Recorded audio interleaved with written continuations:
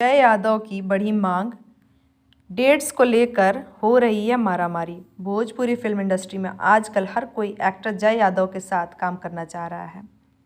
आपको बता दें कि जय यादव की भोजपुरी फिल्म थावे वाली माँ ने बी4U टीवी चैनल पर जबरदस्त टीआरपी लाई है। उसके बाद उनकी रिलीज होने वाली भोजपुरी फिल्म मेरे रंग में रंगने वाली का ट्रेलर ने फर्स्ट डे ही मिलियन व्यूज़ क्रॉस करने के सोने पे सुहागा कर दिया। रातों रात टीवी चैनल्स से जय यादव की फिल्मों की डिमांड होने लगी।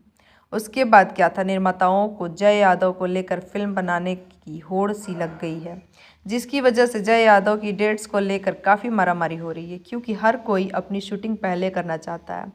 इस दौरान जय यादव ने अपनी 4 फिल्मों की शूटिंग पूरी कर ली है, जिसमें काजल राघवानी के साथ 2 बेहतरीन भोजपुरी फिल्में अमानत और गुंडों की आएगी बारात, रानी चटर्जी के साथ बाबुल की गलियां, शुभी शर्मा और यामिनी सिंह के साथ सुंदरी और निहारिका पवार और रितिका शर्मा के साथ दिल मिल गए।